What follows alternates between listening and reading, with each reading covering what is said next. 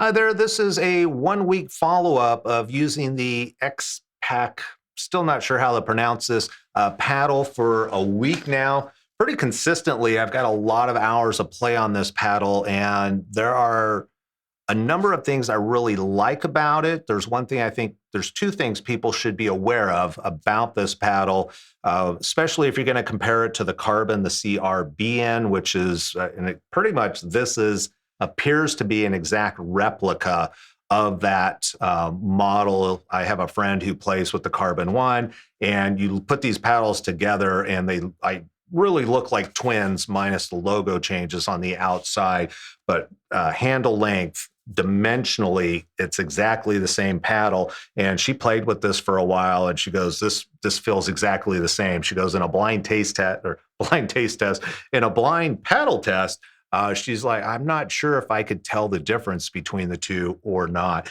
Did make a change as far as an overgrip. I think that's pretty much a need for any paddle. One of the things, I think there's two things that people should be aware of. One, this is a control paddle. So I also have a buddy who has the Carbon X1. He played with this, wasn't really happy with it simply because it did not have the pop and it didn't have the same feel as the Carbon X1. And he was playing with a 14 mil paddle. This is a 16 mil paddle, so this is definitely going to be more control. And in fact, it says right on here, ball control. It's got a little stamp right here. It says ball control. So that's really what this paddle is about. Thinking about adding some lead tape to the throat of the paddle to get a little bit of extra power behind it, because this is not a heavy paddle.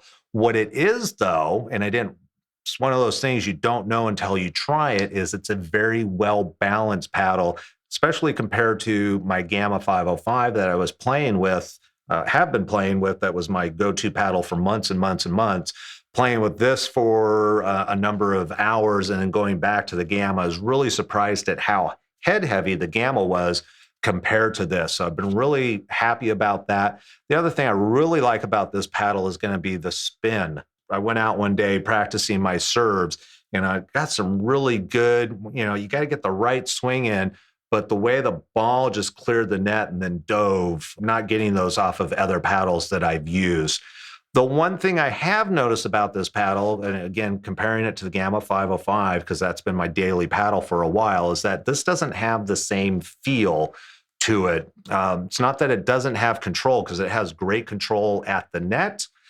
It just doesn't have the same feel. It's kind of a nuance that those who have played for a while can hopefully can understand what I'm saying about that. It's not that it's dead. It's just the ball bounces and you don't feel it in your hand the same way that you will another paddle. I haven't found that to be a disadvantage at all. It's just something that I've noticed. And again, dinking game at the net feels solid, not having any issues with pop-ups. So been very excited about this paddle. If you're expecting a power paddle, not it. If you want something that's more control, I think this is a great paddle. And again, I'm going to probably add a little bit of lead tape to the throat to see if I can get that power up, because I really like this paddle, especially at this price point. I don't know how you beat it at this point. I guess the big question is long-term, how is it going to hold up? Am I going to have any issues with it breaking, falling apart internally, those type of things?